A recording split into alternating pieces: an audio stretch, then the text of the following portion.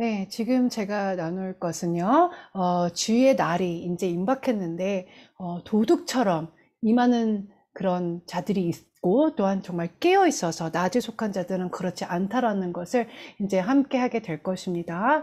자, 시작하겠습니다. 자, 이 세상에는요, 두 부류의 선생님이 있다고 생각합니다.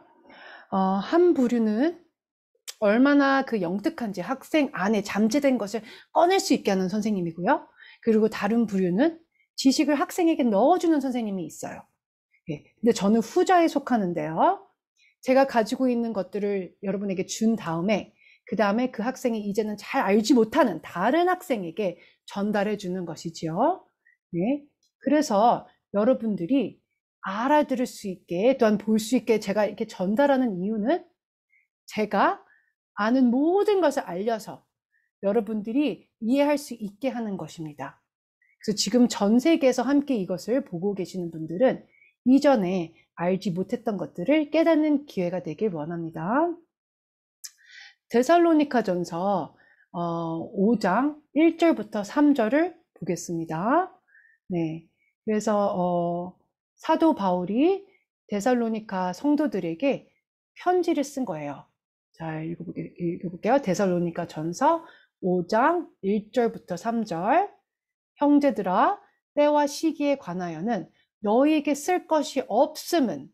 자, 근데 왜 이렇게 얘기했을까요? 왜 때와 시기에 관하여 쓸 것이 없다고 했을까요? 네, 왜냐하면요.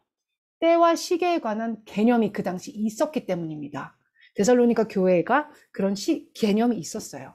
2절, 주의 날이 밤에 도둑같이 이를 줄을 너희 자신이 자세히 알기 때문이라. 그들이 평안하다, 안전하다 할 때에 임신한 여자에게 해산의 고통이 이름과 같이 멸망이 갑자기 그들에게 이르니니 결코 피하지 못하리라. 그래서 제가 오늘 다른 구절들을 조금 다른 데서 보태긴 했지만요. 약 1시간 정도 방금 제가 읽은 이 데살로니가전서 5장 1절부터 3절 그 구절에 대해 여러분에게 이 시간 같이 함께하며 나누겠습니다. 그래서 화면에서 보시다시피 주의 날이 도둑같이 이를 것입니다. 방금 아까 읽은 5장 데살로니가 5장 2절에서 주의 날이 밤에 도둑같이 이를 줄을 너희 자신이 자세히 알기 때문이라고 했습니다. 자, 복음서에서는 도둑이 언제 오는지 모르면 밤새 깨어 지키고 기다린다고 했습니다. 그렇기 때문에 우리는 도둑이 언제 올지 알아야 되는 것입니다. 데살로니가 5장 4절 형제들아 너희는 어둠에 속하지 않았기에 그날이 도둑같이 너에게 임하지 못하리니 우리는 그 날과 시를 모르죠. 그럼 이 말씀을 어떻게 이해해야 할까요? 자, 영어 성경책을 보면 좀 번역에 문제가 있는데 창세기 1장 14절을 보면서 징조와 계절에 대한 자세한 뜻을 나눠보겠습니다. 창세기 1장 14절 하나님이 이르시되 하늘의 궁창에 광명체들이 있어 낮과 밤을 나누게 하시고 하나님이 낮과 밤을 나누시는 목적이 너무 놀랍죠? 네. 하나님께서 너는 어둠에 속하지 않았다, 빛에 속했다라고 말씀하시는 것입니다. 그것들로 징조와 계절과 날과 해를 이루게 하라. 자, 히브리어로 모에드라고 하는데요. 우리가 계절이라고 말을 들으면 봄, 여름, 가을, 겨울을 떠올리지요. 하지만 이것은 잘못된 영어 또는 한국어 번역이에요. 제가 레위기 23장 4절에 대한 두 가지 번역본을 한번 가져와 봤어요. 첫 번째는 킹 제임스 번역본이에요. 레위기 23장 4절 너희가 정한 때에 거룩한 집회로 선포할 주의 명절들은 이러하니라. 자, 명절 영어로는 feast 잔치란 뜻입니다. 자, 여러분들이 명절이나 잔치를 생각하면 무엇을 생각하시죠? 음식이시죠. 그죠? 하지만 히브리어 모에드라는 단어는 창세기 1장 14절에 나오는 그 계절이랑 레위기 23장 4절에 나오는 명절, 하나님의 주의 명절, 잔치, feast랑 똑같은 단어를 사용합니다. 그럼 모에드의 뜻은 무엇일까요? 계절일까요? 음식일까요? 두 가지 다 틀린 답입니다. 좀 더 자세한 번역을 가진 유대인 출판협회에서 번역하는 바에 의하면요. 자, 레위기 23장 4절 뭐라고 얘기하냐면 이것이 너희가 그 정한 때에 성회로 공포할 여호와의 절기들이라. 그래서 정한 때. 그 봄, 여름, 가을, 겨울로 번역한 것은 한 10% 정도 맞다고 볼 수는 있어요. 하지만 뭐에 대해 뜻이 뭐냐면 모든 사건들은 일어나는 그 정한 때, 정해진 때, 시기가 있다라는 것입니다. 자, 우리 산타클로스가 7월에 오진 않죠? 우리 산타를 믿진 않지만, 네. 또한 부활절 토끼, 이스터 래빗, 부활절에 온다고 하잖아요. 우리 부활절 토끼도 믿지 않지만서요. 그러니까 무슨 말이냐면 핵심은 사건들이 일어나는 때는 정해진 때가 있다라는 것입니다. 창세기 1장 14절, 거기에서 하나님께서는 정해진 절기들을 해와 달, 그 계기 일시, 계기 월시과 같은 징조들을 통해 알 수 있게 하십니다. 자, 우리 전도서 3장 1절 말씀 한번 보겠어요. 자, 자주 하는 말씀인데 범사에 기한이 있고, 자, 범사에 다 기한이 있다고 하죠. 기한, 정한 때, 천하만사에 다 때가 있나니. 그래서 그저 사계절만 말하는 것이 아닙니다. 범사에 일어나는 모든 일들이 정해진 기한이 있다라는 것입니다. 우리 역대상 12장 32절에 그 시세를 알고 또한 마땅히 행할 것을 아는 이사갈 지파가 나옵니다. 문제는 근데 우리가 그레고리안 달력을 이 시대에 사용하는 것입니다. 하나님의 지정한 절기와 때를 나타내는 그 성경력을 사용하지 않고 있지요. 우리가 그 시계를 보면요. 시계는 초침, 분침, 그리고 시침을 나타내는 그 기어가 맞물려 가고 있습니다. 그죠? 네. 그리고 하나님의 시계를 한번 보겠습니다. 네. 하나님의 시계, 이제 화면에 나올 텐데, 하나님의 시계는요, 해마다 절기 때문에 돌아가는 기어가 하나가 있고요. 또한 7년마다 돌아가는 셰미타 기어가 있습니다. 그리고 50년마다 돌아가는 희년의 기어가 있어요. 그런데 우리가 정말 가져야 될 큰 질문이 있어요. 그럼 지금은 몇 시일까요? 그 지정된 때 안에서 더 깊이 수축시켜서 들어가 볼게요. 모에딤 절기의 기어 지금 보고 계실 것입니다. 모에딤이고요. 절기의 기어가 있는데 이 모든 또 주마다 돌아가는 샤밧의 기어가 있어요. 샤밧 주마다 돌아가요. 그 다음에 매달 초승달이 뜨는 월삭의 기어, 여기 파란 색깔로 보이는 기어 돌아가죠. 그게 아까 있었는데 네, 월삭의 기어, 그 다음에 매년마다 돌아가는 절기의 기어가 있습니다. 이 모든 것들이 하나님의 달력의 몇 시인지를 알게 해주는 거예요. 그래서 제가 말씀드렸듯이 이 모든 것을 다 모으면 해마다 돌아가는 모에딘 기어, 7년마다 돌아가는 셰미타 기어, 50년마다 돌아가는 희년의 기어가 함께 돌아가요. 하나님의 달력에 대해서 알아야 될 것은요, 우리가 언제 모이느냐에 대한 것입니다. 그래서 왜냐하면 다른 때보다 더 특별한 방법으로 하나님께서 나타나실 것이기 때문이에요. 그 절기에. 자, 이제 화면 돌려주세요. 그래서 전도서 말씀에 이렇게 써 있듯이 날 때가 있고 죽을 때가 있으며 심을 때가 있고 심은 것을 뽑을 때가 있습니다. 그런데 자주 일어나는 문제가 있어요. 자, 몇 시인 줄 모르고 교회는요, 뽑아야 할 때에 심고 있을 때가 있고요. 심어야 할 때 뽑고 있다는 것입니다. 그럼 실제적인 예들을 보여드릴게요. 자, 미국의 텍스 기간이 있어요. 그 소득세 신고 기간인데 올해는 미국에서 1월 24일에 시작했습니다. 하나님께서 해와 달을 그 절기를 위해 창조하셨다고 했을 때 그것은 특별히 성경적인 일들이 일어나는 것을 말씀하시는 거라고 했어요. 이제 실제적인 예들을 우리가 볼 텐데요. 헌팅 시즌, 사냥철 혹시 들어보셨나요? 제가 사는 이 워싱턴 주 지역에서는 1월 1일부터 3월까지 겨울 연어 사냥하는 시즌입니다. 자, 화면 아래 이제 이렇게 보시면 동그라미 쳐진 부분인데요. 거기는 가자미류의 그 어류의 사냥철은 4월 달만 가능하고요. 대구 사냥철은 5월 1일부터 6월 15일까지입니다. 그래서 여름 연어 사냥철은요, 또한 6월 16일부터 10월 30일까지예요. 자, 각 동물을 사냥할 수 있게 특별한 정해진 시간이 있다라는 것이에요. 워싱턴주 어류 야생 동물부 그 웹사이트를 보니 지금이 사냥철입니다. 특별한 동물을 잡기 위해서는 언제 잡을 수 있는지 그 날짜를 기억해야 되는 거예요. 예를 들어 사슴을 사냥하는 시즌, 또는 엘크를 사냥하는 시즌이 있고, 곰 사냥 시즌, 표범 사냥 시즌, 새를 사냥하는 시즌, 또한 칠면조, 야생 칠면조 사냥 시즌, 작은 동물을 사냥하는 시즌, 또한 철새를 사냥하는 시즌, 모든 동물을 위해 특별히 사냥하는 시즌이 있다라는 것이에요. 우리가 또한 알 것은 사슴 사냥 시즌이라고 할지라도 사슴이 한 마리도 안 보일 수가 있어요. 자, 그것과 마찬가지로 우리가 메시아를 기다리는 시즌이 있을 수 있지만 그때 안 나타나실 수도 있다라는 것입니다. 하지만 오시는 그 시즌에만 우리가 찾을 수 있는 것입니다. 주님의 재림 때도 마찬가지고요. 자, 화면 보시면 토끼 사냥 시즌이 있는데요. 모두 여기 주위에 사시는 분들은 이때를 알아요. 토끼를 잡으러 가는데 잘못된 길로 가면 다른 것을 잡을 수도 있게 되는 것입니다. 그래서 우리가 시즌을 알면 알맞은 발자국을 보며 잘 추격해야 하는 것입니다. 그런데 문제가 하나 있어요. 다니엘서 7장 25절을 한번 보겠습니다. 다니엘서 7장 25절. 그가 장차 지극히 높으신 이를 말로 대적하며 또 지극히 높으신 이의 성도를 괴롭게 할 것이며 그가 또 때와 법을 고치고자 할 것이며 성도들은 그의 손에 붙임바 되어 한 때와 두 때와 반 때를 지나리라. 자, 그때는 3년 반을 의미하는 것이죠. 자, 역사 전반에 걸쳐 사람은 시간을 바꾸려고 해요.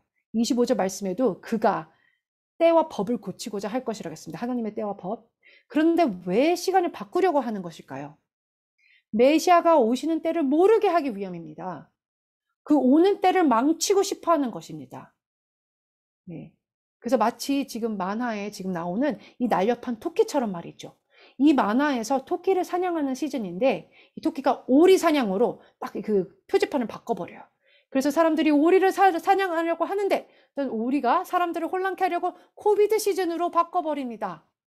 이 세상은 사람들을 혼란스럽게 하려고 합니다. 시간을 바꾸고 싶어 합니다. 시즌도 바꾸려고 해요. 그래서 그 날과 때를 모르게 되는 것입니다. 자, 메시아가 다시 오시는 그 시즌에 여러분들에게 이해가 되길 바라요. 메시아는 아무 때나 아무 날이나 그때 오시는 게 아니라는 것입니다. 자, 그러면 여호와의 날에 대한 말씀을 보겠습니다. 이사야 13장 6절부터 9절. 자, 근데 그 보시기 전에 한 가지 제가 질문을 하고 싶어요. 누가 주님 오심을 모르고 있을까요? 밤에 도둑같이 오신다고 하신 아까 그 데살로니가 말씀 생각나시죠? 그럼 누구에게 주님은 도둑같이 임할까요? 이사야 13장 6절부터 9절 함께 하겠습니다. 너희는 애곡할지어다 여호와의 날이 가까웠으니 전능자에게서 멸망이 임할 것이미로다. 그러므로 모든 손에 힘이 풀리고 각 사람의 마음이 녹을 것이라. 그들이 놀라며 괴로움과 슬픔에 사로잡혀 해산이 임박한 여자같이 고통하며 서로 보고 놀라며 얼굴이 불꽃 같으리로다. 데살로니가 전서 5장에도 그때가 임신한 여자에게 해산의 고통이 이름과 같다고 했습니다. 이사야 선지자의 말씀을 인용한 것이죠. 네. 그리고 또한 보라 여호와의 날 곧 잔혹히 분냄과 맹렬히 노하는 날이 이르러 땅을 황폐하게 하며 그 중에서 죄인들을 멸하리니. 자, 또 연결된 스바냐 2장 3절 말씀을 보겠습니다. 여호와의 규례를 지키는 세상의 모든 겸손한 자들아, 너희는 여호와를 찾으며 공의와 겸손을 구하라. 너희가 혹시 여호와의 분노의 날에 숨김을 얻으리라. 자, 여호와의 분노의 날에 숨김을 받기 원하시죠? 제가 어렸을 때 저희 아버지가 화나시면요, 전 도망가기 바빴던 기억이 납니다. 그래서 여호와의 분노의 날에 숨김을 받길 원합니다. 말라기 4장 5절 말씀 보겠습니다. 보라, 여호와의 크고 두려운 날이 이르기 전에 내가 선지자 엘리야를 너희에게 보내리니. 세례 요한이 엘리야인 것을 우리가 알고 있죠. 그죠? 근데 세례 요한이 있을 당시는 아직 이 말씀 여호와의 크고 두려운 날이 임하는 것은 아니었습니다. 그래서 이 말라기 4장 5절 말씀은 미래를 말씀하는 것이지요. 그죠? 자, 요한계시록 1장 10절 말씀 보겠습니다. 주의 날에 내가 성령에 감동되어 내 뒤에서 나는 나팔 소리 같은 큰 음성을 들으니. 자, 이 구절에서 주의 날은 토요일 주일을 말하는 것이 아닌 주님의 날, 그 날을 말하는 것입니다. 그래서 나팔절인 로시 하샤냐 때가 주님의 날이 시작되는 때입니다. 요한계시록 6장 17절 볼게요. 그들의 진노의 큰 날이 이르렀으니 누가 능히 서리오 하더라. 제가 지금 야곱의 환란인 대환란 또는 진노의 큰 날에 대해 지금 여러분에게 말하는 것을 아시겠지요? 그러면은 도대체 누가 주님 오심을 모르고 있을까요? 도둑같이 오는 것을 여겨지는 자들은 누구일까요? 우리가 말씀을 이해하려면 전체적인 문맥을 봐야 합니다. 한 구절만 빼서 보면 안 되겠지요. 어떤 분들은 설득시키려고 전체적인 문맥보다는 한 가지만 가지고 말하는 경향이 있어요. 마치 편견을 가지고 미디어가 보도하는 것처럼 말이지요. 자, 그러면 누구에게 주님이 도둑처럼 임하게 될까요? 요한계시록 3장 3절에 따르면요, 주님이 죽은 교회에게 도둑처럼 임한다고 하십니다. 요한계시록 3장 1절, 4대 교회의 사자에게 편지하라. 하나님의 7영과 7별을 가지신 이가 이르시되 내가 네 행위를 아노니 네가 살았다 하는 이름은 가졌으나 죽은 자로다. 그럼 요한계시록 3장 3절에 주님께서 뭐라고 하시냐면요, 그러므로 네가 어떻게 받았으며 어떻게 들었는지 생각하고 지켜 회개하라. 만일 일깨지 아니하면 내가 도둑같이 이르리니 어느 때에 내게 이를지는 내가 알지 못하리라. 그래서 이 3장 1절과 3절을 같이 엮으면 그 문맥이 보이는데요. 교회가 주님을 믿는다고 해도 주님께서는 내가 그 날과 때를 알지 못할 것이라, 너희는 죽은 자로라 라고 하시는 것입니다. 주님이 바로 도둑처럼 임하는 교회, 죽은 교회에 대해서 말씀하시는 건데요. 그러면 또 어떤 자에게 주님이 도둑같이 임하는지 볼까요? 바로 자고 있는 교회들이에요. 요한계시록 3장 14절. 이런 교회는요, 우리가 완악하고 또한 보지 못하고 자고 있는 교회라고 하는데, 3장 14절, 라오디게아 교회의 사자에게 편지하라. 아멘이시여 충성되고 참된 증인이시여 하나님의 창조의 근본이신 이가 이르시되, 자, 요한계시록 3장 18절에 또 뭐라고 얘기하면, 내가 너를 권하노니 내게서 불로 연단한 금을 사서 부요하게 하고 흰옷을 사서 입어 벌거벗은 수치를 보이지 않게 하고 안약을 사서 눈에 발라보게 하라. 또한 요한계시록 16장 15절 뭐라고 얘기하냐면, 보라 내가 도둑같이 오리니 누구든지 깨어 자기 옷을 지켜 벌거벗고 다니지 아니하며 자기의 부끄러움을 보이지 아니하는 자는 복이 있도다. 자, 그래서 이 구절들은 다 바로 그 3장에 있는 라오디게아 교회랑 연결됩니다. 우리가 죽은 교회들에게 주님이 도둑같이 임한다고 했고요. 역시나 보지 못하고 완악하고 자고 있는 교회들에게도 그렇게 주님의 임하심을 보고 있습니다. 또 누구에게 주님이 도둑같이 임해서 그날과 때를 알지 못할까요? 바로 어리석은 5 처녀들입니다. 마태복음 25장 11절부터 13절. 그 후에 남은 처녀들이 와서 이르되 주여 주여 우리에게 열어주소서. 대답하여 이르되 진실로 너희에게 이르노니 내가 너희를 알지 못하노라 하였느니라. 그런즉 깨어있으라. 너희는 그 날과 그 때를 알지 못하느니라. 자, 주님께서 어리석은 처녀들에게 하시는 말씀이에요. 또 누구에게 주님이 도둑같이 임할까요? 악한 종들입니다. 마태복음 24장 42절부터 44절. 그러므로 깨어있으라. 어느 날에 너희 주가 임할는지 너희가 알지 못함이니라. 너희도 아는 바니 만일 집주인이 도둑이 어느 시각에 올 줄 알았더라면 깨어있어 그 집을 뚫지 못하게 하였으리라. 이러므로 너희도 준비하고 있으라. 생각지 않은 때에 인자가 오리라. 주님은 악한 종들에게 말하고 계신 것입니다. 그러면 같은 장 24장의 마태복음 그 48절에서 51절까지 뭐라고 하시는지 보겠습니다. 만일 그 악한 종이 마음에 생각하기를 주인이 더디 오리라 하여 동료들을 때리며 술 친구들과 더불어 먹고 마시게 되면 생각지 않은 날 알지 못하는 시각에 그 종의 주인이 이르러 엄히 때리고 외식하는 자가 받는 벌에 처하리니 거기서 슬피 울며 이를 갈리라. 자, 주님은 밤에 도둑같이 임하시는데요.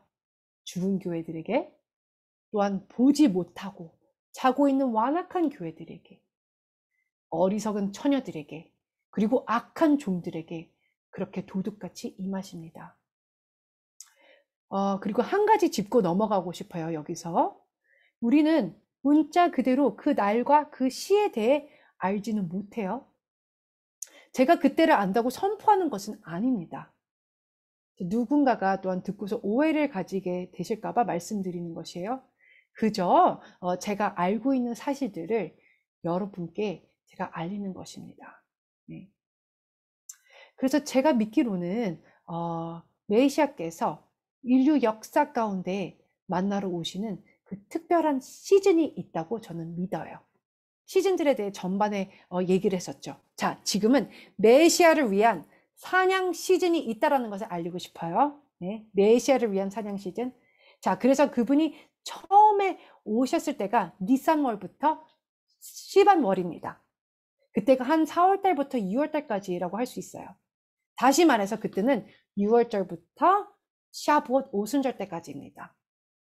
그분이 6월절 때 죽으시고 무교병이 되셔서 그 절기들을 이루시고 부활하셔서 초실절이 이루어진 것입니다. 그죠? 봄절기들. 그리고 샤브옷 오순절도 이 땅 가운데 다 이루어졌습니다. 메시아를 사냥하는 시즌은 종교력의 시작인 니산월 1일부터입니다. 얼마 전에 니산월이 시작됐지요? 그런데 그분의 재림은요, 7번째 달과 연관이 있어요. 주님은 어제와 오늘, 앞으로도 계속 변함없으심을 우린 다 믿고 있습니다. 그럼 그분은 초림 때 봄절기들을 다 이루셨기 때문에 재림하실 때 가을절기들을 다 이루실 것입니다. 그럼 7번째 달에 오실 메시아의 시즌 때 우리가 무엇을 살펴봐야 되는지 한번 볼게요. 7번째 달은 티슈리월이라고 하고요. 아주 중요한 달이에요. 7번째 달에 무엇이 있죠? 로샤샤냐가 있습니다. 그래서 제가 믿기로는요, 죽은 자들의 부활이 이 날에 일어난다고 믿습니다. 어느 해에 로샤샤냐 일어날지 모르지만 그저 죽은 자의 부활이 언제 일어나는지 저는 그 시즌에 대해 말씀드리고 있는 것이에요. 제가 쓴 책이 있어요. 그 God's Daytime, 하나님의 시간표. 또한 부제로는 여호와의 절기라고 하는 그 책을 보시면요, 아시겠지만 제가 말씀 구절들을 증거로 어떻게 그 죽은 자들의 부활이 어떤 해에 또한 로시아샤냐 때 일어날 것이라고 잘 이렇게 기록되어 있습니다. 그래서 매해마다 로시아샤냐 때 죽은 자의 부활을 저는 주목할 것입니다. 그런데 우리가요, 또 주목할 것이 있는데 매 셰미타 사이클, 그 7년마다 돌아가는 사이클이요, 그것의 첫 해에 환란이 임하는지를 또한 잘 봐야 되는 것입니다. 네, 이해가 되시죠? 자, 그래서 여러분들이 알고 계시죠? 다니엘 선지자가 유대인인 거 다 알고 계시죠? 다니엘은 크리스찬이 아니었어요. 로마식 이방인 달력을 사용하지 아니었어요. 그래서 유대인들이 바빌론의 포로로 잡혀간 이유는 그들이 셰미타 사이클을 지키지 않아서였지요. 자, 그래서 490년 동안 그들은 매 7년마다 오는 그 안식년을 70번 동안 지키지 않았습니다. 그렇기 때문에 바벨론에서 70년의 포로 생활을 한 것이죠. 우리는 다니엘서의 말씀을 통해 셰미타 사이클의 한 주, 한 일회가 남았음을 알 수가 있습니다. 셰미타 사이클은 아무 때나 아무 해나 일어날 수 없어요. 꼭 셰미타 사이클의 첫 해에 일어나야 하는 것인데요. 왜냐하면 유대인들이 사용했던 셰미타 캘린더를 우리가 사용해야 되기 때문입니다. 이번 가을 로시아샤냐 때 새로운 셰미타 사이클이 시작됩니다. 그래서 대환란이 이번 가을에 시작되지 않으면요, 7년 동안은 일어날 수가 없는 것이에요. 우리가 시즌을 이해한다면 제가 전달하는 말이 무엇인지 이해가 되실 것입니다. 자, 그래서 봄절기들은 순서대로 이루어져야 돼요. 그죠? 네, 봄절기 순서대로 초실절이 오지 않고서는 오순절이 먼저 지켜질 수는 없는 것이에요. 죽은 다음에 무덤에 있지 않고서는 부활할 수는 또 없는 것이죠. 그래서 보시다시피 순서대로 절기들이 이루어져야 되는데요. 봄절기 후에 오는 다음 절기는 큰 쇼파르의 소리를 내는 나팔절, 로시 하샤냐입니다. 그리고 제가 믿기로는 셰미타 사이클의 첫 해 시작에 대환란이 시작될 거라고 생각합니다. 어떤 특정한 해의 로시 하샤냐 때에 우리는 쇼파르의 소리를 듣게 될 것이고, 마지막 나팔 소리가 날 때 죽은 자들이 부활할 것입니다. 로시 하샤냐 때 왕의 왕 주의 주이신 예수와께서 왕관을 쓰시게 될 것입니다. 누가 예수와의 왕의 대가신 때 참석하고 싶으세요? 네, 잔치가 일어나는 것이에요. 저는 그 자리에 정말 참석하고 싶어요. 그래서 이 일은 로시아샤네 때 일어날 것이고요. 로시아샤는 욤키푸르 전에 일어나는 것이고, 욤키푸르는 초막절 전에 일어나야 되는 것입니다. 그런데 이 모든 예수와의 그 절기에 일어날 일들이 한 해에 다 일어나지 않을 수도 있어요. 하지만 그 시즌에 욤키푸르가 성취될 것입니다. 그래서 이스라엘이 그 소경처럼 가려진 베일에서 그 눈에서 비닐이 제거될 것이고, 그 예수아가 메시아임을 알게 될 것이에요. 이 일은 욤키푸르 때 일어날 것입니다. 네, 이스라엘 눈에서 베일이 제거되는 것이에요. 일곱째 달에 일어날 것입니다. 그리고 욤키푸르에 대한 놀라운 사실은요, 희년이 50년마다 욤키푸르 때에 선포됩니다. 정말 놀라운 사실인 것입니다. 자, 그러면은 일곱째 달에 일어나는 것이 또 뭐가 있을까요? 제가 분명히 메시아를 찾는 시즌이라고 했었지요. 자, 메시아를 찾는 시즌이라고 했었는데 그때가 초막절이 또한 있어요. 그죠? 그러면은 그것이 무엇을 의미하는 걸까요? 자, 첫 번째로 대환란이 시작되어야 하는 것입니다. 메시아를 찾는 시즌에. 어떤 해에 어떤 시점에 바로 욤키푸르가 일어나는 그 달에 이스라엘은 예수아가 메시아임을 깨닫게 될 것입니다.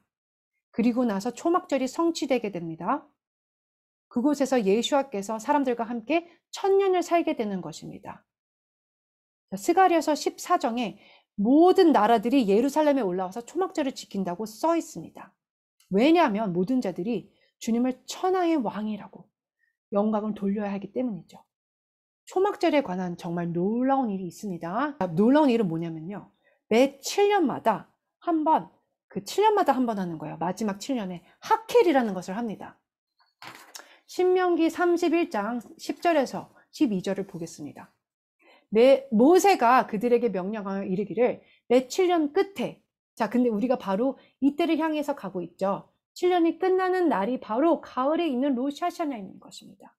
자, 그래서 매 7년 끝에 곧 면제년의 초막절에 온 이스라엘이 내 하나님 여호와 앞, 그가 택하신 곳에 모일 때에 이 율법을 낭독하여 온 이스라엘에게 듣게 할지니.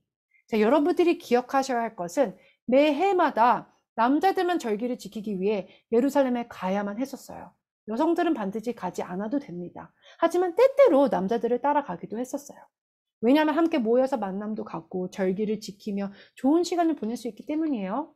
하지만 하나님이 여성들에게 반드시 절기 때 예루살렘에 가라고 지시하진 않으셨지만 이 일곱 번째 해 이때 모이라고 했어요. 이 마지막 일곱 번째 해는 여성들도 예루살렘에 올라와야만 했었습니다. 자, 다음 구절을 볼게요. 신명기 31장 11절, 12절. 곧 백성의 남녀와 어린이와 내 성읍 안에 거류하는 타국인을 모으고 그들에게 듣고 배우고 내 하나님 여호와를 경외하며 이 율법의 모든 말씀을 지켜 행하게 하고. 매 7년의 마지막 그 초막절 때 누가 권위를 가지고 모두를 모을까요? 오직 이스라엘의 왕이 하십니다. 일곱 번째 해마다 이스라엘의 왕이 책임을 지고 모두를 예루살렘에 모아서 함께 토라를 읽게 하는 것입니다. 잠시 멈출게요. 그래서 셰미타 사이클의 첫 번째 해가 시작되는 어떤 그 특정한 그 해가 이스라엘 왕께서 주님 앞에 모두를 모으신 다음에 왕이 그분의 율법을 읽으시는 것을 우리가 같이 듣게 되는 것입니다. 그것이 바로 하켈인 것입니다. 그것이 바로 셰미카 사이클의 그 마지막 해를 지나서 첫 해에 있는 초막절에 하는 것이에요. 자, 오직 이번 해에만 일어나는 일이에요. 일곱 번째 달에 티슈리월에 3가지 절기들이 일어나고요. 자, 그때 셰미타 사이클의 첫 해, 희년의 해가 또한 시작되는 정말 놀라운 해입니다. 희년의 해가 시작되는데요. 모든 것들이 한 번에 성취됩니다. 바로 올해 가을에 일어나는 것이에요. 자, 다시 한번 말씀드릴게요. 네, 올해 가을에 셰미타 사이클이 시작되고요. 로시아샤냐 때요. 그다음에 희년의 해가 또한 동시에 시작하고요. 주빌리. 또한 이스라엘의 왕이 모든 자들을 모으는 날이 오는 것입니다. 하켈, 그죠? 매 50년마다 오직 이 일들이 일어날 수 있는 것입니다. 그러면은 다른 50년을 더 하나님께서 기다리실 가능성이 있을까요? 물론 하나님께서 무엇이든지 마음대로 할 수 있어요. 자, 보세요. 이번 티슈리월에 아까 희년, 하켈 또한 쉐미타 사이클의 첫 해가 있습니다. 자, 우리 라스베가스 공항에 가면 슬롯 머신이 여기저기 있어요. 올해 로시 하샤냐가 2022년 9월 26일에 있습니다. 또한 수콧은 10월 10일에 있습니다. 초막절 그때 하켈을 하는 것이에요. 자, 슬롯 머신을 한번 이렇게 돌려보겠습니다. 자, 보세요. 지정된 날짜들을 우리가 보면요. 나팔절에 새로운 7년의 쉐미타 사이클이 7년마다 오는 사이클이 시작됩니다. 또한 희년을 선포하는 욤키푸르가 있습니다. 또는 하켈을 함께하는 초막절이 태블나클 초막절이 함께 일어납니다. 바로 이 일들은 올해 가을에만 일어날 수 있고 50년 동안 다시는 일어나지 않게 돼요. 이제 이 일들이 다 일어나려면 앞으로 가을이 되려면 5개월 정도 남았음을 알려드립니다. 말씀을 보시면 주님은 갑자기 오신다고 써 있어요. 그럼 말라기 3장 1절을 한번 보겠습니다. 만군의 여호와가 이르노라. 보라, 내가 내 사자를 보내리니 그가 그 앞에서 길을 준비할 것이요 또 너희가 구하는 바 주가 갑자기 그의 성전에 임하시리니 곧 너희가 사모하는 바 언약의 사자가 임하실 것이라. 2000년 전에도 주님은 갑자기 성전에 들어오셨어요. 그리고 무엇을 하셨죠? 성전 안에서 매매하는 사람들을 쫓으시고 상을 둘러 엎으셨습니다. 토라 포션 우리 맷조라에서도 배웠는데요. 만약 집에 그 나병 색점이 이렇게 발견되면 그 나병 색점이 있는 돌을 떼내어야 하는 거 아시죠? 자, 성전은 돌 위에 돌 하나도 남지 않고 무너졌습니다. 성전은 나병 색점으로 가득 차서 하나님께서 당신 자신의 집을 점검하셔야만 했었던 것입니다. 그리고 성전 전체가 다 무너질 수밖에 없게 되게 하신 것이죠. 자, 그래서 이사야 48장 3절을 보면은 내가 예로부터 처음 일들을 알게 하였고 내 입에서 그것들이 나갔으며 또 내가 그것들을 듣게 하였고 내가 호련히 갑자기 행하여 그 일들이 이루어졌느니라. 그래서 하나님께서는 갑자기 호련히 오실 것입니다. 그렇기 때문에 우리는 항상 준비가 되어 있어야 되는 것이에요. 상고의 고통에 대한 말씀을 보겠습니다. 이사야 26장 17절에서 21절. 자, 그래서 신약에 있는 근데 그 어떤 말씀도 새로운 말씀은 없어요. 다 타나크, 구약을 설명하는 것이에요. 그래서 구약이 오리지널 씨앗이 되는 것이고 신약에서는 그 씨앗이 꽃이 되는 것입니다. 자, 이사야서 26장 17절. 여호와여, 잉태한 여인이 상기가 임박하여 산고를 겪으며 부르짖음같이 우리가 주 앞에서 그와 같으니이다. 우리가 잉태하고 산고를 당했을지라도 바람을 낳은 것 같아서 땅에 구원을 베풀지 못하였고 세계의 거민을 출산하지 못하였나이다. 주의 죽은 자들은 살아나고 그들의 시체들은 일어나리라. 티끌에 누운 자들아 너희는 깨어 노래하라. 주의 이슬은 빛난 이슬이니 땅이 죽은 자들을 내놓으리라. 이때가 죽은 자들의 부활을 말씀하고 있는 것이죠. 내 백성아 갈지어다. 내 밀실로 들어가서 내 문을 닫고 분노가 지나기까지 잠깐 숨을지어다. 주의 날에 그 밀실에 숨고 싶으신 분들 계시지요. 네. 보라, 여호와께서 그의 처소에서 나오사 땅의 거민의 죄악을 벌하실 것이라. 땅이 그 위에 잦았던 피를 드러내고 그 살해당한 자들을 다시는 덮지 아니하리라. 저는 이 구절이 특별히 지난 몇 천년 동안 죽임을 당한 무고한 피를 의미하는 것이라고 생각합니다. 우리 삶의 최전선에서 살해당한 그 무고한 피에 대해 설명을 좀 드리고 싶어요. 자, 화면에 나오는 기사, 캘리포니아 주의 법안은 출생 후 아기를 죽이는 것을 범죄화하고 있지 않습니다. 캘리포니아에서는 수일 또는 몇 주 된 그 신생아를 살해하는 것을 범죄화하지 않을 것이다 라고 제안된 그 법안이 있습니다. 캘리포니아 주뿐만 아니라 또한 메릴랜드 주에서도 마찬가지예요. 메릴랜드 주의 법안은요, 태어난 지 최대 28일 된 신생아 살해를 합법화할 수 있게 합니다. 이 법안을 개정하고 있어요. 만약 28일 된 그 아기를 의사가 죽인다고 누군가가 신고하거나 그러면요, 감옥에 갈 수 있습니다. 더 놀라운 기사를 볼게요.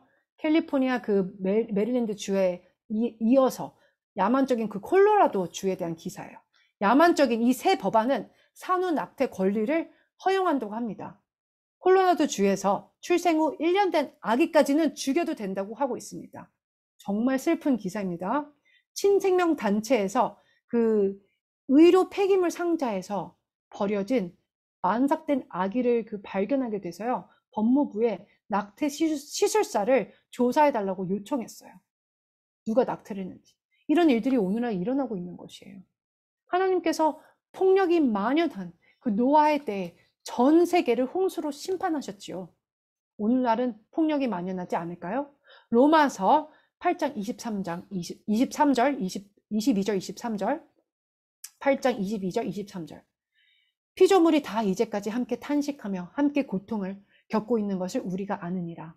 그뿐 아니라 또한 우리 곧 성령의 처음 익은 열매를 받은 우리까지도 속으로 탄식하여 양자 될 것, 곧 우리 몸의 속량을 기다리니라.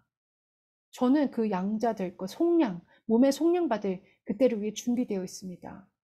자, 제가 근데 좀 틀릴 수는 있겠지만 개인적인 그 어떤 것을 믿고 있는지 여러분과 나누고 싶어요.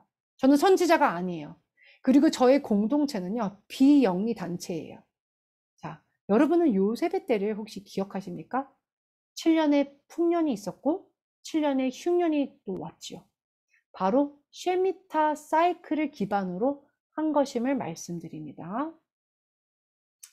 네, 그러면은 우리가 이제 화면을 보게 될 텐데 기사 제목이 2017년 5가지 큰 경제에 대한 이야기와 2018년 주목해야 할 5가지. 그래서 그 5가지에 대해서 우리가 보게 되는데요. 저는 제가 트럼프나 바이든 편을 들어 이야기하는 것이 아니에요.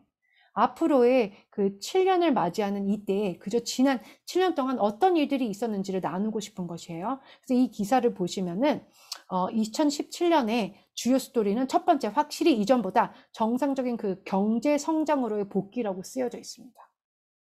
2017년 4분기는 12년 만에 처음으로 3분기 연속으로 3% 이상의 성장률을 기록할 것이라고 써 있습니다.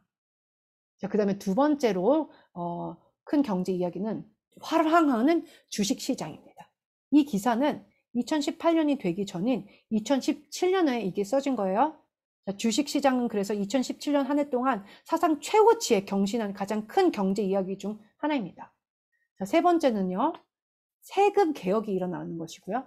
또한 네 번째는 소매 재편성이 일어나고, 다섯 번째는 비트코인과 암호화폐가 주류가 되고 있는 기사 내용인 것입니다. 자, 이번 기사 지금 보시고 있는 것은 2019년 보스턴 헤럴드에서 제가 가져온 건데요. 2017년과 18년 경제 부흥에 이어 2019년에도 경제 호황을 누리게 됩니다. 연이어 계속 발전하고 있는 것을 보고 계시죠? 하지만 여러분이 기억하시는지 모르겠는데 바로 전 쉐미타 사이클의 초반에 4개의 블러드 문이 있었습니다. 제가 이것에 대해 블러드 문이라는 그 책을 썼고요. 제 책을 구입하실 수는 있습니다. 자, 제가 책에 쓴 내용은요. 우리는 쉐미타의 해를 시작하고 있는 시점이고 또한 하나님께서 이러한 계기이실과 월식을 6월절과 초막절, 또 6월절과 초막절 때 보여주셨다는 것입니다. 또 제가 그 책에 쓰기를 이런 계기이실과 월식의 하늘의 사인들이 이후에 올 7년 환란의 경고가 될 수 있겠다라고 했습니다. 자, 그래서 우리가 아까 보시다시피 7년의 그 경제 발전, 네, 그것을 봤고요. 이제 우리는 어느 시점에 있나요? 우리는 가을 절기를 향해 가고 있지요. 네. 그래서 기사를 한번 이제 보겠습니다. 세계은행의 경고, 새로운 글로벌 식량 위기가 발생하고 있다. 자, 세계가 식량 저장 위기에 처해 있습니다. 미국 정부와 기업이 도울 수 있는 일은 다음과 같습니다. 또한 기사가 뭐가 있냐면 폭풍이 오고 있다. 미국이 심해지는 그 글로벌 식량 위기를 억제하기 위해 고군분투하다. 네, 제가 믿기로는 지금 오늘날 교회가 또한 다음 쉐미타 사이클로 걸어가는 그 몽유병에 걸려서 들어가는 것 같아요. 아까 보시다시피 식료품 가게에서 아까 이렇게 텅텅 비어있는 상황을 보신 적 있죠? 우리는 지금 러시아를 말하는 것이 아니에요. 미국에서 벌어지는 상황을 보셨습니다. 자, 오늘 아침에 본 기사요. 부모들이 널리 퍼지고 있는 식량 부족과 배급 속에서 아기 분유를 찾기 위해 고군분투하다. 그래서 제가 보기로는 7년의 번성함이 있었고 이제는 7년의 기근으로 들어가고 있다고 생각합니다. 제가 2015년에 2018년에 그 하늘에서 일어난 징조를 가지고 책을 썼어요. 네, 그래서 2015년에 책을 썼고요. 그 징조들은 2008년에 본 건데 4개의 완전한 계기 월식이 6월절과 초막절에 있었습니다. 그리고 계기 일식은요, 니삼원 1일에, 네, 또한 다른 계기 일식은요, 로시 하샤냐 때 그 절기들에 있었습니다.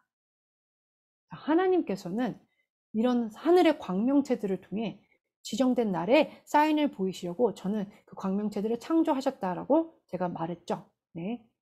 사람들은 이런 일들이 하늘에서 그래요. 하늘에서는 일어났지만 그럼 계기 일식 월식이 일어났지만 이 땅에는 아무 일도 안 일어났는데요? 라고 할 수도 있을 수 있습니다. 하지만 이것은 경고입니다. 마치 기차가 오기 전에 경고의 빨간불을 먼저 이렇게 사인을 보는 것처럼 말이죠. 하늘의 사인들은 경고인 것입니다. 네, 화면 돌리겠습니다. 자, 그래서 놀라운 것을 좀 알려드릴게요.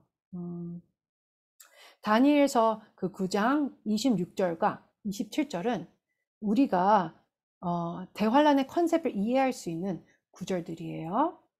네. 그래서 다니엘의 71회 중에 한 일회가 이제 우리에게 남아 있습니다.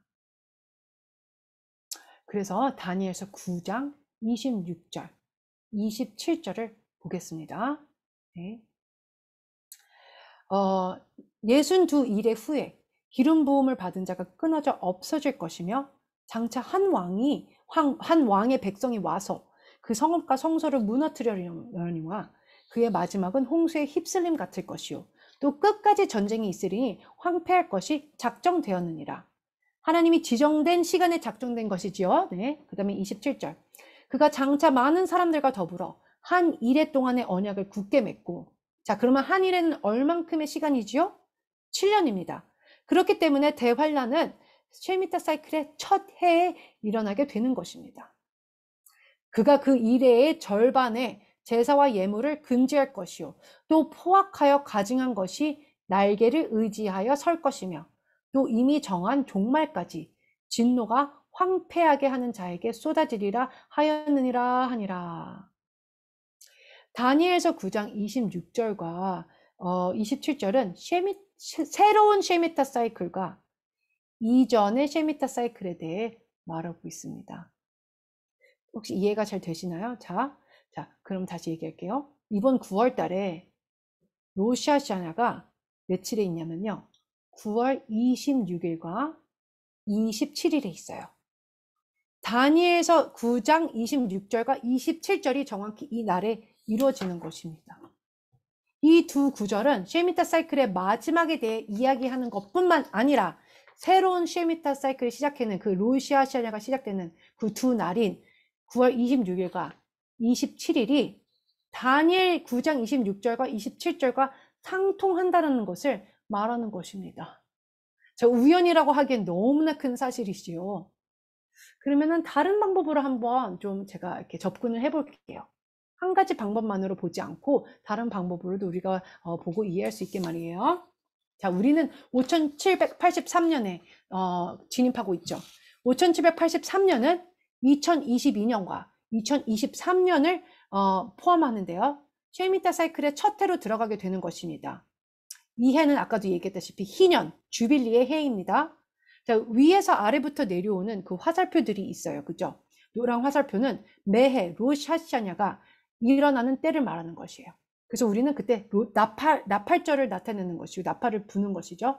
이 날은 죽은 자들이 부활하는 날인데 그 누구도 그 어떤 로샤샤냐일지는 모릅니다. 저는 그 날과 시간을 안다고 주장하지 않습니다. 하지만 죽은 자들의 부활이 이 로시아샤냐 중 한 로시아샤냐에 일어날 것을 저는 믿습니다. 여러분이 환란 전 휴거를 주장하신다면 휴거는 이번 가을에 일어날 수도 있는 것이고요. 또한 환란 중 휴거를 믿으신다면 아마도 네 번째 나팔이 있는 시점에 일어날 수도 있는 것이고 환란 후 휴거를 믿는다면 대환란 끝에쯤에 휴가가 있겠지만 저는 휴가가 언제 일어날 것에 대해서는 크게 신경 쓰지 않아요. 그저 대환란이 언제 일어나는지에 대해 설명하는 것이고, 저는 주님이 오시는 시즌을 알기 위해 죽은 자가 부활하는 로시아션을 매해 주목하게 될 것입니다. 올해 9월 26일은 큰 날임을 알려드립니다. 다시, 저는 휴거의 날을 정하는 것이 아니에요. 주님께서는 환란의 그 날과 시간을 알지 못한다고 하셨어요. 제가 말씀드리고자 하자는 것은 올 가을에 정말 좋은 기회가 시작될 수 있다는 것입니다. 하지만 이번 가을에 일어나지 않으면 다음 7년 동안은 환란이 일어나지 않게 되는 것이에요. 다들 이해가 잘 되시죠? 자, 새로 시작되는 그 7년 동안 저는 모든 로시아샤냐 예배 때마다 주님 앞으로 나아가 함께 할 것입니다. 자, 우리 데살로니가전서 5장 5절부터 7절을 한번 보겠습니다. 자, 너희는 다 빛의 아들이요 낮의 아들이라 우리가 밤이나 어둠에 속하지 아니하나니 그러므로 우리는 다들 이들과 같이 자지 말고 오직 깨어 정신을 차릴지라. 자는 자들은 밤에 자고 취하는 자들은 밤에 취하되 우리는 밤에 속하지 않아요. 어둠에 속하지 않습니다. 우리는 낮에 속했기 때문에 7번째 달이 시즌인 것을 알고 그 시즌에 메시아께서 재림하실 것이고 모든 성경적인 사건들이 성취될 것임을 알고 있습니다. 다시 한번 여러분께 확실히 알려드립니다. 저는 이번에 가을에 오는 그 로시아샤냐 때 하늘에 큰 징조가 일어나서 대환란이 시작된다 뭐 이렇게 말씀드리는 게 아니에요. 아마도 내년 후반부쯤에 가면 대환란이 시작되는지 안 됐는지 그렇게 확인은 해볼 수는 있겠죠. 하지만 제가 얘기하고 싶은 것은 그때가 또 시즌인 것을 말씀드리는 거예요. 그래서 우리가 주시해야 함을 알려드립니다. 만약 티슈리 3일에 죽은 자의 부활이 없거나 하늘에서 뭐 환란이 시작됐다라는 음성을 듣지 않아도 제가 믿기로는 이때가 시즌이고 그리고 시즌이 시작될 수 있는 확률이 높다라고 믿습니다.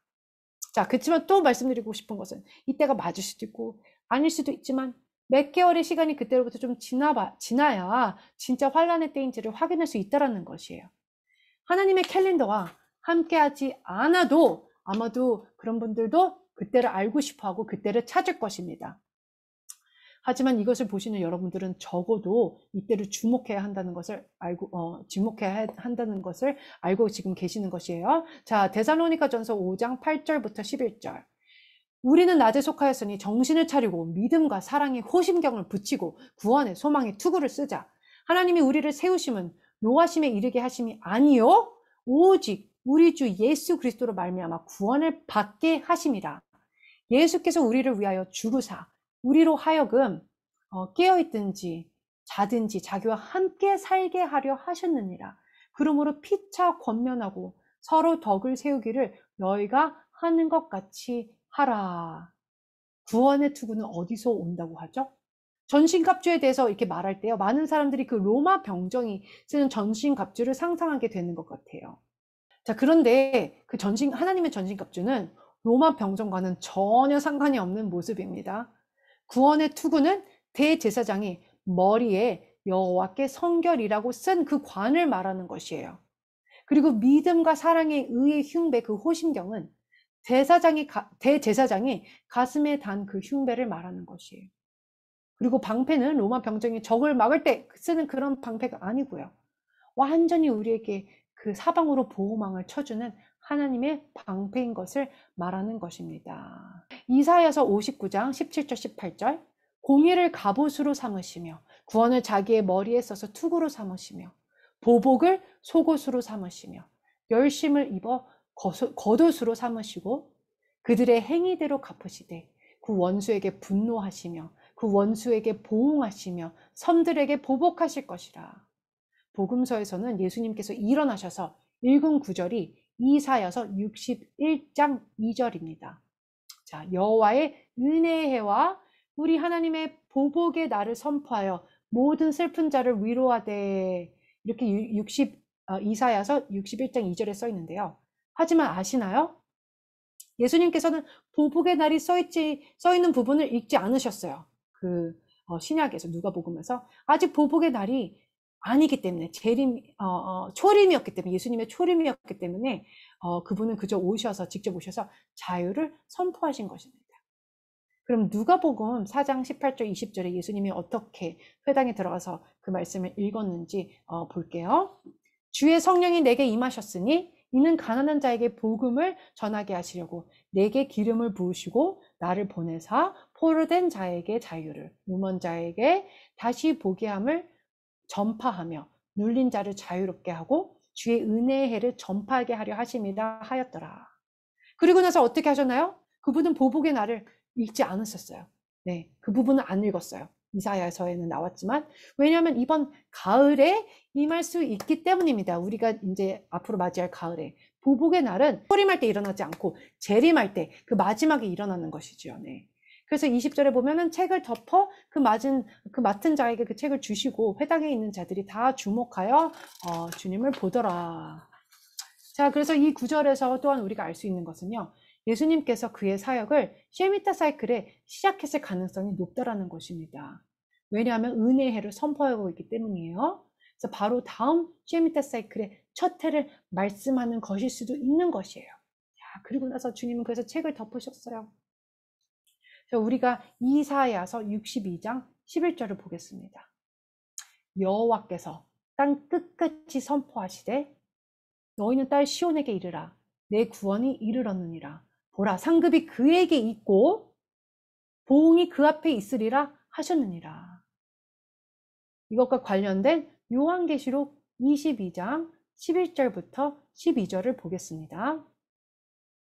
불의를 행하는 자는 그대로 행하고 또한 그대로 불의를 행하고 더러운 자는 그대로 더럽고 의로운 자는 그대로 의를 행하고 거룩한 자는 그대로 거룩하게 하라. 자, 그리고 요한계시록 22장 12절 보라 내가 속히 오리니 내가 줄 상이 내게 있어 각 사람에게 그가 행한 대로 갚아주리라. 자, 이사야서 62장 말씀을 인용한 거예요. 그래서 이 말씀과 이사야 62장 그 11절 말씀을 연결하면 잘못 이해하지는 않을 것입니다. 이사야 62장 11절에는요. 그의 상급이 그에게 있고 그의 보응이 그 앞에 있느니라 라고 하셨는데요. 그의 상급과 보응은 바로 우리예요. 우리. 그렇기 때문에 내가 줄 상이 나에게 있다라고 계시록에서 주님이 계시록 22장 11절 12절에서 말씀하시는 것입니다. 각 사람에게 행한 대로 갚아주리라 라고 말씀하신 그것은 우리가 얼마나 그분이 내 안에서 일할 수 있게 내어드리는지에 따라 달려있다라는 것입니다. 내 힘으로 하는 일을 말하는 것이 아니죠. 그렇죠? 우리는 하나님이 말씀하지 않는 여러 가지 일을 우리가 했을 수 있었을 테니까요. 그래서 주님이 내 안에서 그분의 일을 할 수 있게 하시는 그 모든 일들이 다 그분의 책에 기록될 것입니다. 이사야 63장 1절부터 6절 볼게요. 에돔에서 오는 이 누구며 붉은 옷을 입고 보스라에서 오는 이 누구냐? 그의 화려한 의복, 큰 능력으로 걷는 이가 누구냐? 그는 나이니 공의를 말하는 이요 구원하는 능력을 가진 이니라. 어찌하여 내 의복이 붉으며 내 옷이 포도즙 틀을 밟는 자 같으냐? 우리는 포도가 티슈리 월에 수확되는 것을 알고 있습니다. 그렇기 때문에 7째 달인 티슈리 월과 그 포도 수확은 연결되어 있는 것입니다. 3절, 그래서 만민 가운데 나와 함께한 자가 없이 내가 홀로 포도주 틀을 밟았는데 내가 노함으로 말미암아 무리를 밟았고 분함으로 말미암아 짓밟았으므로 그들의 선혈이 내 옷에 튀어 내 의복을 다 더럽혔음이니 이는 내 원수 갚는 날이 내 마음에 있고, 자, 원수 갚는 날은 로샤샤냐 때 시작될 것을 믿습니다. 포도즙 틀을 밟을 때가 시작되는 그때가 그 시점이에요. 이 모든 것이 티슈리 월에 일어나는 것을 말하는 것입니다. 그래서 주님께서 내가 구속할 때가 왔으나, 자, 구속할 해에는 은혜의 해도 동시에 오는 것입니다. 내가 본즉 도와주는 자도 없고 붙들어주는 자도 없으므로 이상하게 여겨 내 팔이 나를 구원하며 내 분이 나를 붙들었음이니라. 내가 노함으로 말미암아 만민을 밟았으며 내가 분함으로 말미암아 그들을 취하게 하고 그들의 선혈이 땅에 쏟아지게 하였느니라. 요한계시록 11장 18절에서 19절을 보겠습니다. 이방인들이 분노하며 주의 진노가 내려 죽은 자를 심판하시며 선지자들과 성도들과 또 작은 자든지 큰 자든지 주의 이름을 경외하는 자들에게 상 주시며 또 땅을 망하는 자들을 멸망시키실 때로소이다 하더라. 자, 요한계시록 죄송합니다. 롯이 하셨댔대요. 하늘의 법정이 열리는 것이고요. 하늘의 책이 열리게 되는 것이에요. 욤 키프르 때는 그 책이 닫히게 되는 것입니다. 그리고 심판이 욤 키프르 후에 시행되는 것이에요. 요나 때도 마찬가지예요. 40일 전에 니누에게 심판을 선포하고 요나는 수콧에서 기다리면서 욤 키프르 때의 그 저주가 임하길 니누에 임하길 기다리고 있었지요. 이 모든 것이 7번째 달 절기에 일어난 것입니다. 자, 요한계시록 11장 19절. 이에 하늘에 있는 하나님의 성전이 열리니 성전 안에 하나님의 언약궤가 보이며. 자, 그러면은 언제 대제사장이 언약궤를 보러 지성소에 들어갔었죠?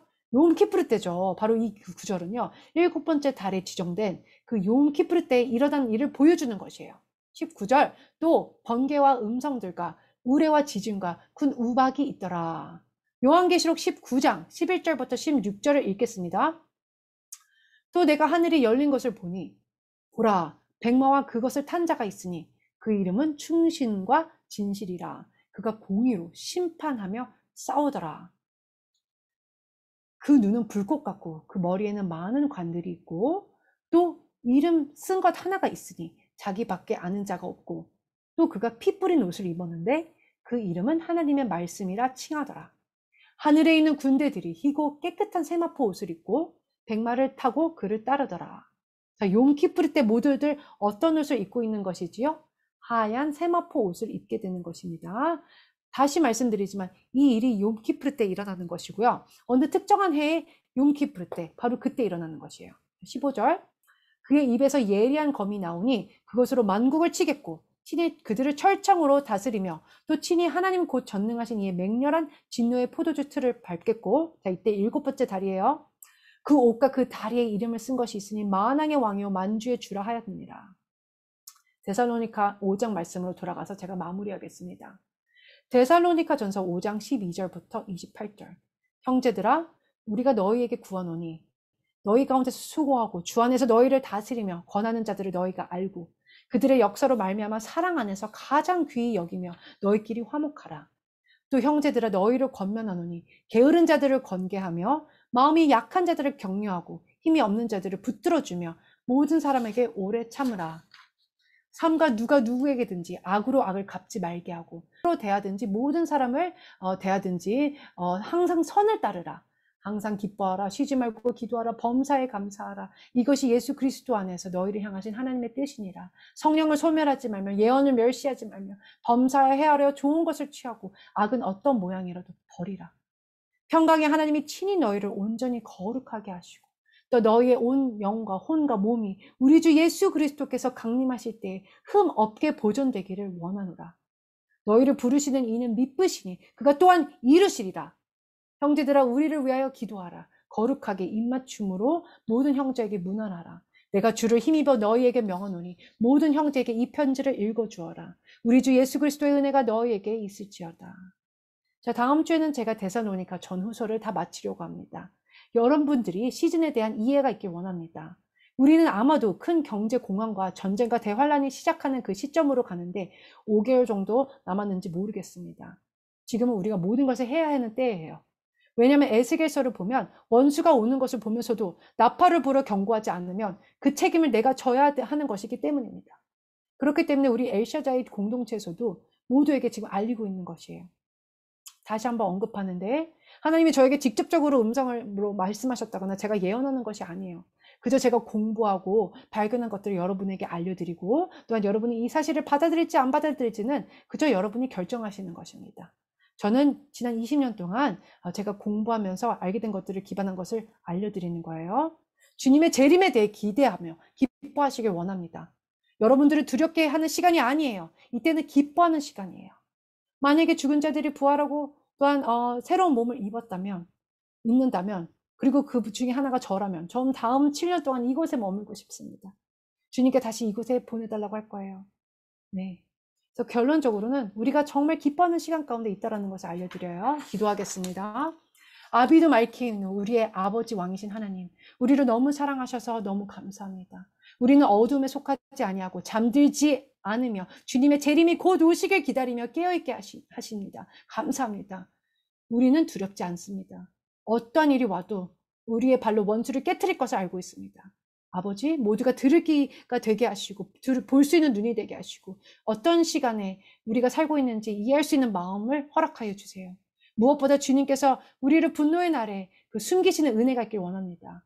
우리가 들려 올라가던 남겨지던 또한 가든지 간에 어떤 상황 가운데 우리 각자의 삶 속에 허락하신 하나님의 뜻이 이루어지길 기도합니다. 주님은 우리를 복 주실 뿐 아니라 주님의 이름을 우리 가운데 주셔서 자녀로 불러주심에 감사합니다. 여호와는 내게 복을 주시고 너를 지키시기를 원하며 여호와는 그의 얼굴을 내게 비추사 은혜 베푸시기를 원하며 여호와는 그 얼굴을 내게로 향하여 드사 평강 주시기를 원하노라 할지니라 하라. 가장 아름다우신 아예르 아시아르 아예르의 이름으로 기도드렸습니다. 아멘.